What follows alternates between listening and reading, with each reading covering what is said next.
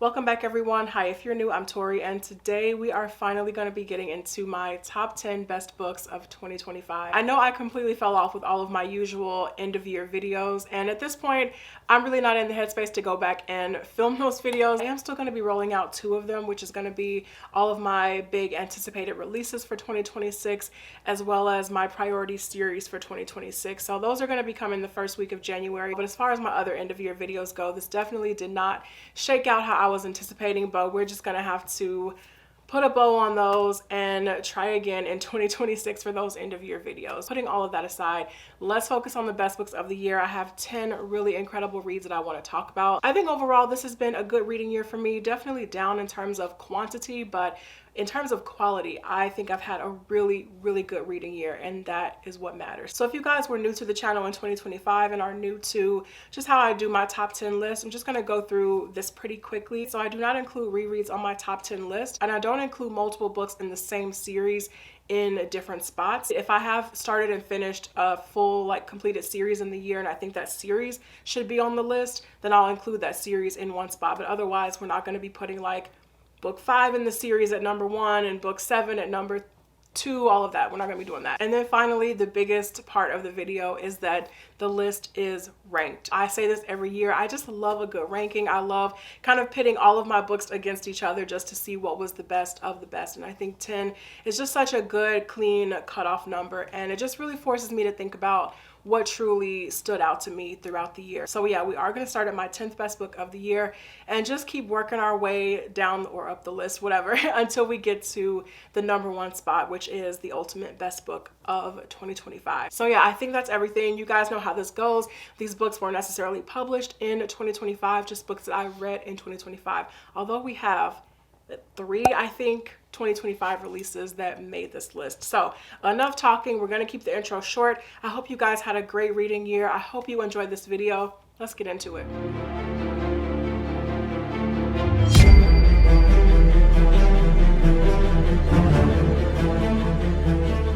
So coming in at number 10 is Age of Ash by Daniel Abraham, and this is book 1 in the Kithamar trilogy. Of all the books on my top 10 list, this one was probably my biggest surprise of 2025. Coming into the year, I actually had Daniel Abraham's Long Price Quartet on my TBR for one of my priority series.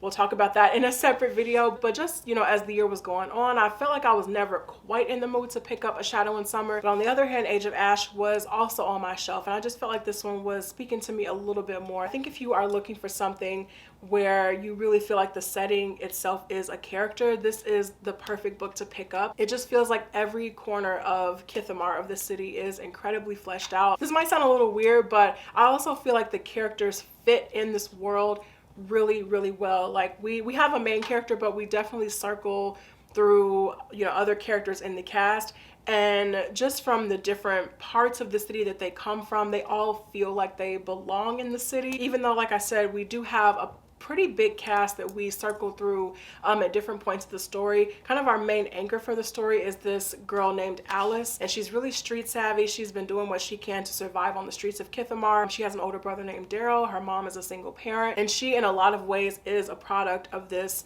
really grittier side of Kithamar. But the book really kicks off when Daryl is murdered, and that just sends Alice on this navigating through the city, trying to figure out, well, what was he involved in, who killed him and why. And it just leads her down some really interesting paths over the course of this book. But another big part of the story is that the Prince of Kithamar has died, and so you have Alice's point of view, but you also are circling through other characters in the city as well, some of whom are more involved in just the mysterious politics and the economy of the city. And it just all is this really tangled, messy, gritty web as you go through this book. So yeah, again, this was definitely one of my biggest surprises of the year. I will be reading book 2, Blade of Dream, and I believe the third and final book is slated to come out sometime in 2026, so I'll be picking that up for sure as well. But this was a great read. Coming in at number 9, I did mention that there were some 2025 releases that did make this list. Not only is this one a 2025 release, but it is also a 2025 debut, and I just thought this was amazing, an amazing debut, and that is none other than A Song of Legends Lost by M.H. Allende, which is book 1 in a planned trilogy. This was amazing. debut epic fantasy, just everything from the world building to the full cast of characters that we get, the magic, the history, the writing. I just could not get enough of this story. For the setup, we have these different lands known as the Nine Lands, and they have been fighting against this enemy, this creature known as the Greybloods, for centuries at this point. And so across the land, you have these different clans. Some clans can be like noble clans, others can be more on the low blood side.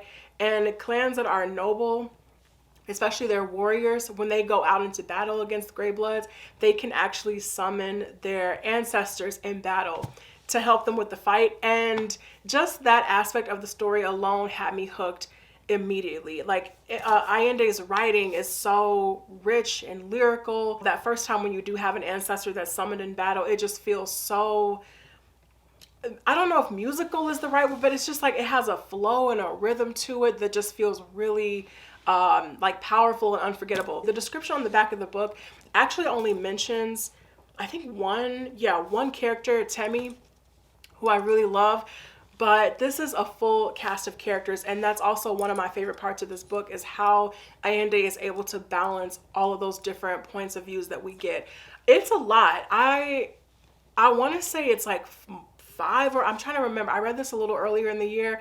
I feel like it's more than 5 total perspectives that we end up getting over the course of this book. And I just remember there was never a moment when I was like dreading turning the page and I'm seeing a character's name at the top that I don't like, because every perspective was so balanced and so intriguing. And you know, you leave one and there's a big mystery happening. Then in another perspective, you're also getting some really deep and rich world building and history. And so that's also really intriguing. There was just something in every single perspective to, you know, keep you hooked and keep you turning the page. And I think that combined with some really great ancestral magic and the fight scenes and just the overall writing and tone of the story, I just thought was amazing. So this was such a great read. I really, really hope more people pick up this book. If you're looking for a great, not only just a great debut, but another great epic fantasy to pick up, this is one that I think definitely needs to be on your TBR. And I just cannot wait for that sequel to come out in 2026. Coming in at number 8, we've got another 2025 release, but not only that, this was my biggest anticipated release for 2025. And it made this list, so I am happy to say that it did live up to my expectations, and that is none other than The Strength of the Few by James Islington, which is the sequel to The Will of the Many in the Hierarchy series. I think this is a great sequel. I have mentioned a couple of times that I do have some more nitpicky things here and there about this sequel, but just in terms of where we are in this sequel, in terms of the tall order that The Strength of the Few had in front of it to, you know, coming off of the heels of The Will of the Many, I really love where we are now in the arc of this entire series. I always talk about the fact that the story of The Will of the Many feels so simplistic at first, but the more you keep reading this book, the more the world keeps opening up, the more twists and turns that Islington keeps taking. And with this sequel, it's evident the series has been growing into something that you probably couldn't even fathom when you were just midway through The Will of the Many. Not only do we get this big new cast of characters in this book, we also get new locations that are not just inspired by ancient Rome. And I think the development of those environments and seeing those cultures and the characters in those environments, I think are some of the strongest parts of this sequel. We got a pretty solid foundation and understanding of the politics of the hierarchy in book 1 and just exactly like what is will and what can it do. And we just get so much deeper into that in this sequel, which I think is another really strong element of the story. So I'm along for this ride. I'm excited to see where it keeps going.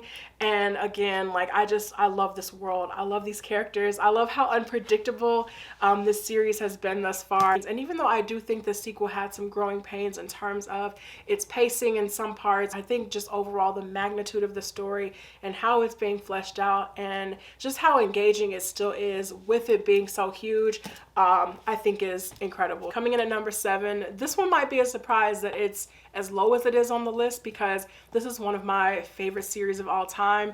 This particular entry, while I still enjoyed it, was not my favorite entry of the series, but it's still great enough where it needs to be somewhere on the top 10 list, and that is none other than The Veiled Throne by Ken Liu, which is the third book in the Dandelion Dynasty series. I'm not gonna lie to you guys, I struggled with this book. Just first of all, it's 1,000 pages, so there's that. But I think coming off of a sequel like Wall of Storms had something to do with it, because I feel like I had to adjust a lot while reading The Veiled Throne, because I think tonally it does feel a little bit different from what we have gotten so far in book 1, Grace of Kings, and then the sequel, Wall of Storms. Wall of Storms, I said this last year, Wall of Storms was my #1 book of the year.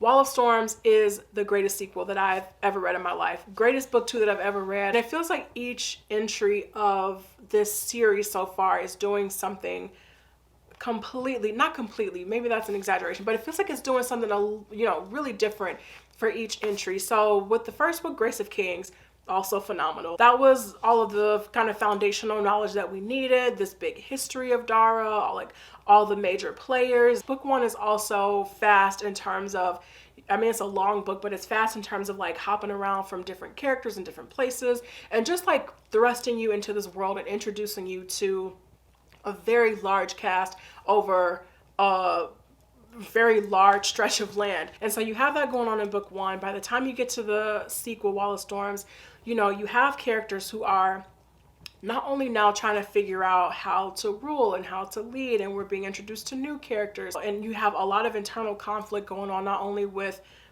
the now ruling family, but also Dara as a whole. You have that, and then you introduce this external threat in the second book.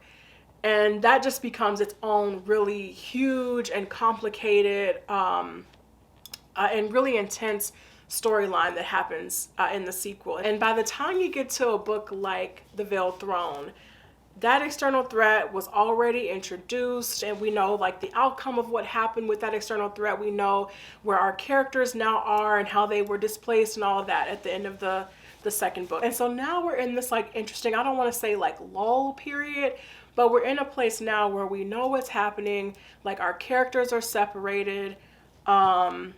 The things that happened at the end of book 2 are kind of firmly in place now, and you're seeing how people of Dara are still like responding to that conflict in different ways, and how they're now like trying to rebel a little bit in different ways. We have characters who are very far away from home in this book, who now have their own big storylines going on. And at the same time, now you're getting even more new characters introduced in this book, and how they kind of fit, you know, onto this big puzzle board, and the role that they're going to play in the future. I think with me, at least, there was a lot of adjustment that came with The Veiled Throne. Then I felt like when I was finally getting in my groove with this book, and I was adjusted to the tone and the pace and the new characters and like all of that happening, then we have the big cooking competition that actually took up way more of this book than I thought it would. But even with that being said, there's still so much culture and history and lessons to be learned behind the food and the reasons that we got it. So I think overall this was just a bit of a different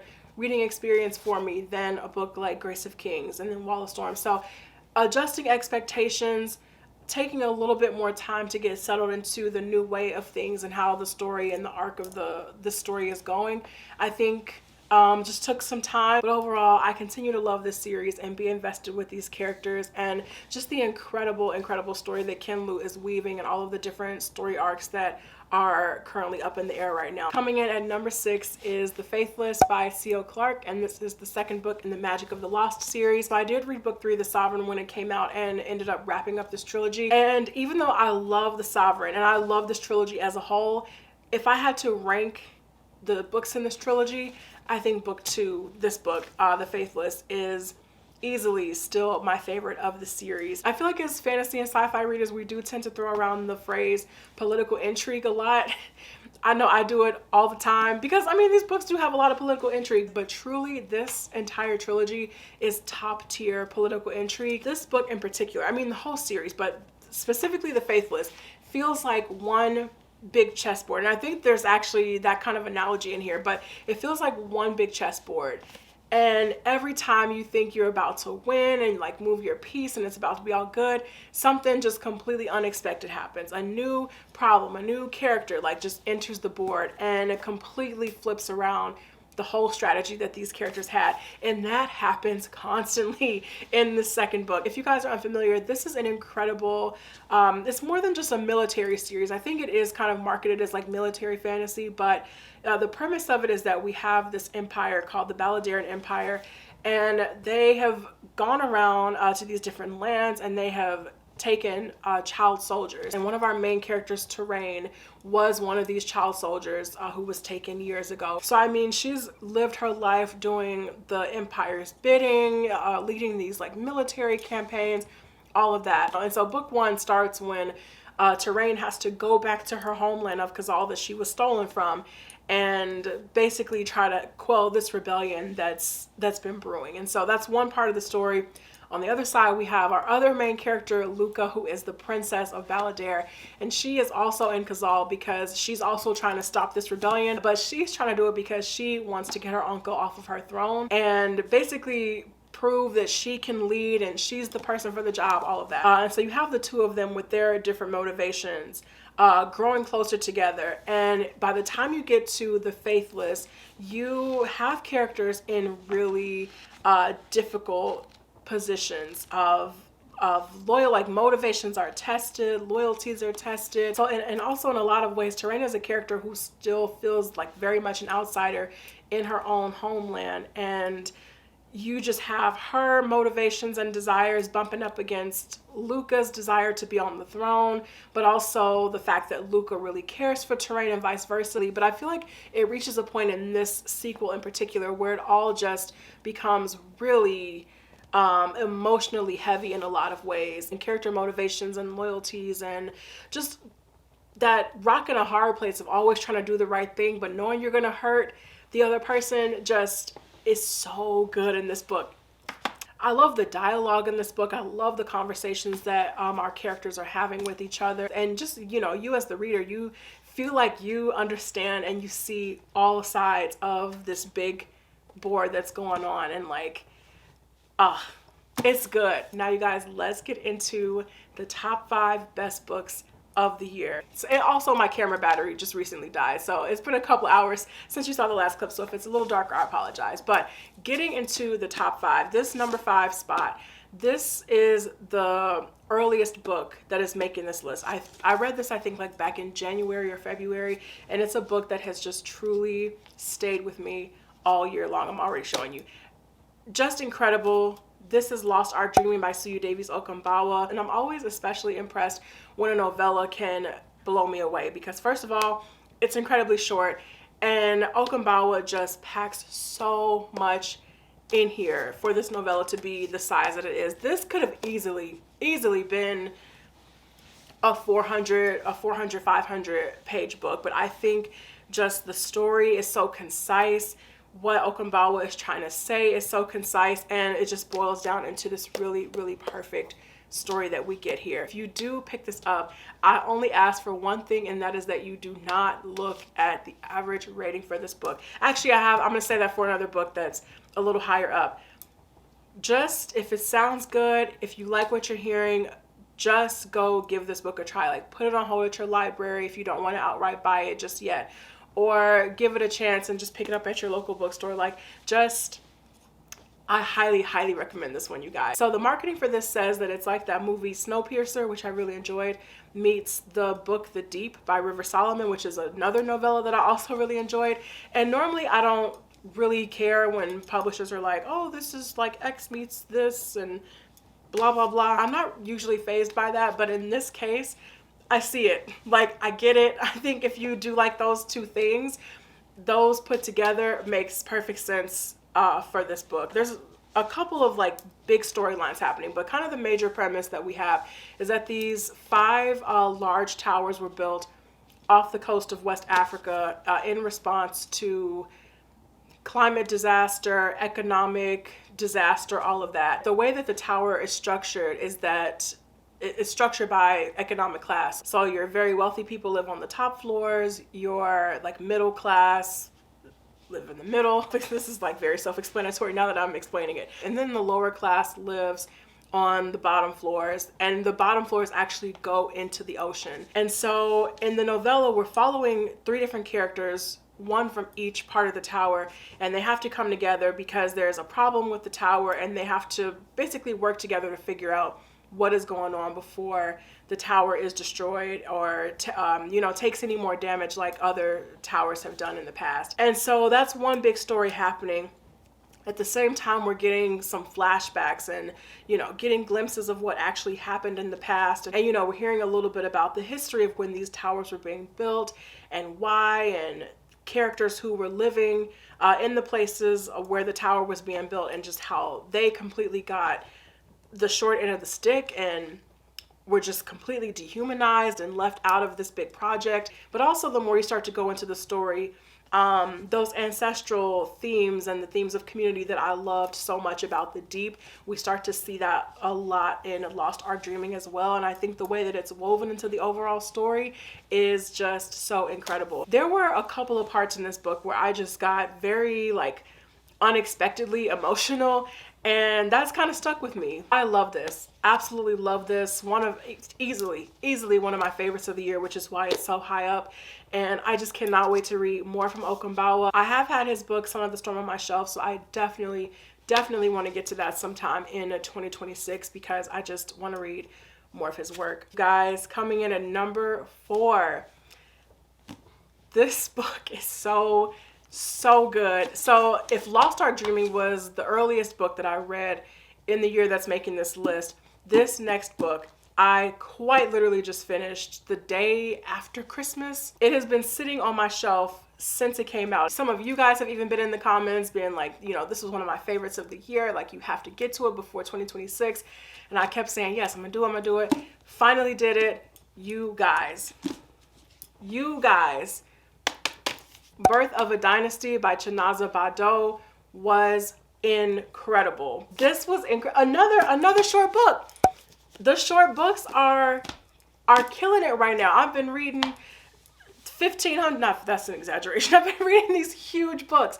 I mean, granted, they were good huge books, but it is something so satisfying about reading. This book is not even 400 pages. This was so good. So before we as the reader even come into the story, you had these different lands that were all at war with each other, and one of the kingdoms, the Zenzele dynasty, decided basically to bring everybody under one empire. And so I think if you like something like the setup for Dandelion Dynasty, or if you appreciate the setup that we get for Dandelion Dynasty in The Grace of Kings, you might find a lot to enjoy about the world and the setup of this as well.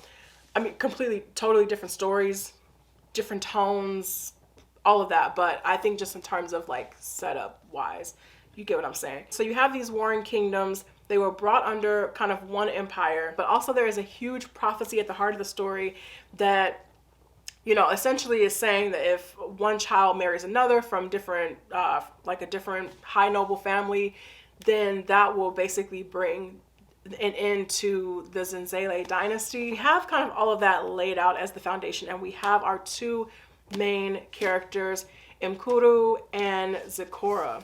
This is why I said that the book is brutal. The book starts with Mkuru's entire family being slaughtered. I'm not sure if that's in the description, but if it's not, it happens in the first 2 pages. So whole family is slaughtered, and Mkuru, being the last surviving high noble of his family, goes into hiding and is now living under this new identity of Khalil. And then you also have the daughter from another kingdom, another high noble family, Zecora, who we're following. And she's a little bit more, she's incredibly intelligent. She's so observant and quick-witted, and just knows how to talk to people and make fun of people. It's kind of funny. And so she has that going on, but at the same time, she also can be very playful and very naive. And something huge happens with her where she becomes our character who gets kind of caught up in the political intrigue happening in the story. And it's so good. The world building is incredible. I love Mkuru and I love Zecora. And I think that's something that really took me by surprise, because I'm not the biggest fan of reading books when kids are the main characters, but there's something about them where they, you know that they're kids, which makes what they're going through even feel even like more brutal and more traumatizing. But at the same time, the way that they interact with other characters in the world and the way that they perceive events that are happening, they feel so much older and a lot more mature, but still have qualities that obviously speak to them being children. So I just think the balance of that and the way that Bado was able to do that was really incredible. We have a big cast in here, and even though Mkuru and Zikora are like our main characters whose POVs that we get the most, we're getting POVs from the prince and people within the palace and like military captains and all that. Like, it is, I'm rambling now, but this is such a great story. And because it is so short, you just feel like you're being just fed all of this like lore and history and world building and character motivations and like action scenes and really like intense moments of brutality are happening in this too. This 400, less than 400 pages. All of it less than 400 pages. 369 pages. We got all of this. Guys, go pick this up. Coming in at number 3. The rest of the series is now on my TBR pile of shame, but coming in at number 3 is Kingdoms of Death, which is book 4 in the Sun Eater series. I'm saying my TBR pile of shame because I had big plans for my reading life in 2025 to wrap up the Sun Eater series when Shadows Upon Time came out. And like a lot of other books and series this year, it just completely got away from me. But I did manage to read Kingdoms of Death this year, and to just keep sounding like a broken record, I guess, whenever I talk about Sun Eater, the series is just getting better and better. I think I'm at a point now where I do struggle with being like, which one is my favorite of the series, because each one is better than the last. But now that they're kind of lingering with me for longer, I'm just always finding something different that I love about each of the books. I have loved this series from the beginning. Like, I know a lot of people are not big on Empire of Silence. I loved Empire of Silence. I thought Empire of Silence was incredible. Howling Dark, one of the best book 2s I've ever read. Demon in White, just one of the best books I've ever read, period. And now here we are, book 4. And I think this one is so incredible because all of the things that Hadrian has done, choices that we've seen him make from the beginning of Empire of Silence, the relationships that he's built, the friendships, all of that, over the course of these books now, there are massive,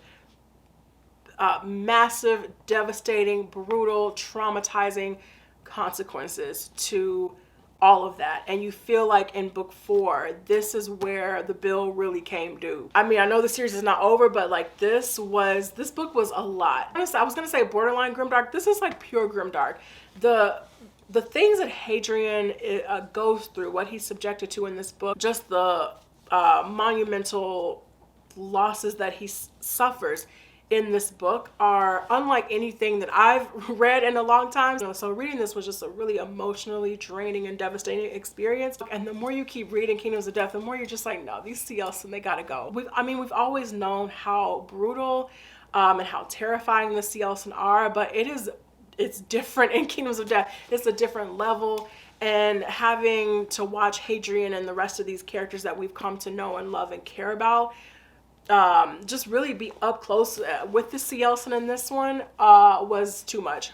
I mean, like in a good way, because it's top 3 of the year for me, but I mean, it was a lot. And even though reading it is grim and bleak and all of that, I love this book in particular because this just feels like it's Rockio showing us like, no, the like stakes matter. They're high for a reason. Hadrian's choices, everything that he does and believes and all of that, it matters. Rest assured, we are going to pick up the series early in 2026. I mean, I'm mad at myself. I thought I was going to be all caught up, read Disquiet Gods, and just go like right into Shadows Upon Time when it released, and here we are. But anyways, Kingdoms of Death was incredible, and we'll get back to it in 2026. Coming in at number 2, you guys, this was another just incredible reading experience. This is another one that is really sticking with me in just this really somber, kind of haunting type of way. I cannot get enough of this story. I can't get enough of this author's work. I definitely will be reading her second book, but this one right here, her third one, phenomenal. That is none other than An Academy for Liars by Alexis Henderson. I think it's just something about this story, about the just really melancholy, kind of bleak, somber nature and tone of it that just feels like it will not leave me alone. It's just one that feels kind of hauntingly beautiful in a way that I think is a little bit difficult for me to describe. Alexis Henderson is incredible at creating atmosphere. Her writing is so, again, atmospheric, but it's also very evocative. You feel everything that she wants you to in that moment, whether it's whether it's loneliness, helplessness, whether she's creating atmosphere in the scene and you feel how cold everything is and how bleak and dreary. We have our main character, Lennon, who in her darkest moments, she is contemplating committing suicide. She finds out that her fiance is having an affair. She leaves the party that they're at and she's contemplating killing herself. And she gets a phone call to take this exam for this mysterious college called Drayton College. They are learning the art of persuasion and how to manipulate other people, bend other people to their will. I just think it is so fascinating that you take a character like Lennon and the other students that she meets at this academy. You take all of them who are at so many different points in their life, mentally, emotionally. You take characters like that, struggling with things like that, and you weave in the art of persuasion, the power over people and all of that, and you get something really just melancholic and somber and sad, and at the same time glimmers of hope here and there. I can't really explain it, bro. This is such a really weird but visceral and unforgettable, for me at least, reading experience. I love this. I also read Henderson's debut novel, You're the Witching. Even in that one, like she's always been such a great writer, such a strong writer. To go from You're the Witching to this, and mind you, I already thought You're the Witching was amazing. To go from that to this one just kind of knocks you over, and it's just one that really, really sticks with you. So I love this. This will also be in my forever rotation of recommendations. And just go read more Alexis Henderson. And then finally, you guys, let's get into my #1 book of 2025. I don't know why I always get so nervous when I'm about to say what the best book is. This was incredible. Absolutely incredible. I knew from a few chapters in, I knew it was going to be like somewhere high on my top of the year list. But then as I started reading more books after it, I was like, oh no, I think this is like the book of 2025 for me. I've been obsessed with it since I finished it, and that is Red City by Marie Lu. This was so good. This was so good. Just incredible. So years ago, like 10 plus years ago, I did read and enjoyed Marie Lu's YA Legend trilogy. Had fun with it, had a good time.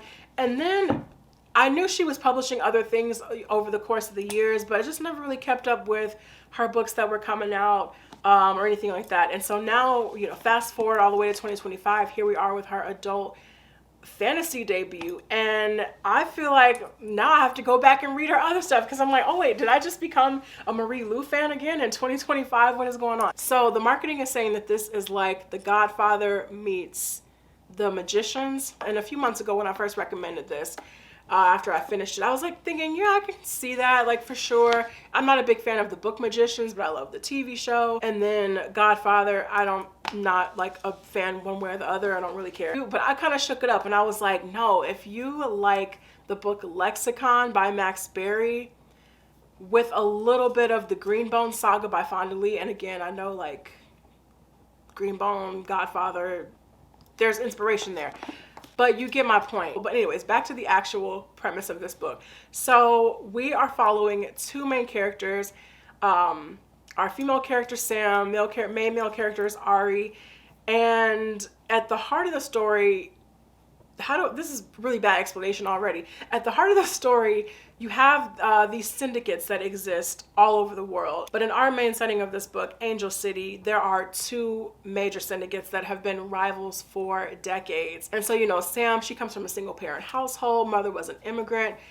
Ari, on the other hand, he was actually brought from his country over to Angel City, and the two of them meet as kids, become childhood best friends, and just find little moments of comfort and solace in each other while not completely divulging everything about their lives and their backgrounds and everything to each other. But just the fact that they know that the other one is there just brings them a sense of comfort and familiarity. And so you have that as like the heart of the story. But Sam, she is incredibly smart. I mean, they both are, but Sam is incredibly smart, ambitious, wants a better situation for her and her mother.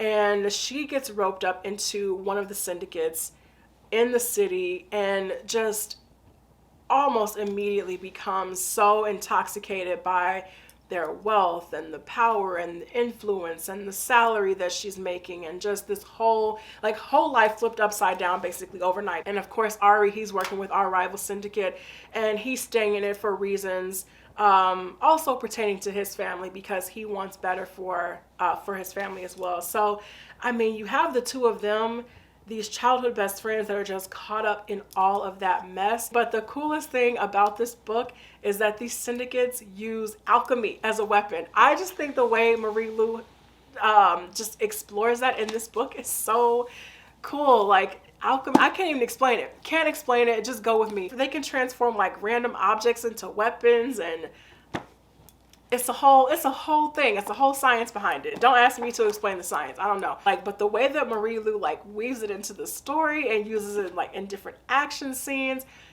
I'm obsessed. I'm obsessed. It is so good, you guys. But at the same time, I love the quiet moments of this story too, that just, you know, feel really raw. You know, you have moments of Sam reflecting on the relationship with her mother and the wealth that she's experiencing versus like the homemade things that she grew up with. And also I think Marie Lu does such an incredible job showing these really huge power imbalances and just how incredibly toxic and harmful it can be. This it's just so good. This book is so good, you guys. I could ramble about Red City all day, but we would be here until after the New Year's. I do feel like in all of my ramblings about this, I'm missing like something really important about this book that I want to say, but it's not coming to me right now. I don't know. I just love this. I loved it, and I have to go back and check this, but I feel like this might be the first time ever where a book that I read in the year that it came out is making the #1 spot on my list. So yeah, loved it. Loved it. So that is it for me, you guys. Thank you all so much for watching this video. I really appreciate it, and I really appreciate you guys sticking beside me in 2025. I know this has been such a spotty content year, but we're gonna get it together in 2026. I am so much more hopeful for the new year, so much more excited for the new year and what's to come. We've got some great books to talk about, some good videos to film, and I'm excited to just get a fresh start and get back into the swing of things with you guys. So yeah, I'm wishing all of you a happy New Year's Eve, New Year's Day, and I will see you in 2026. But until then, take care.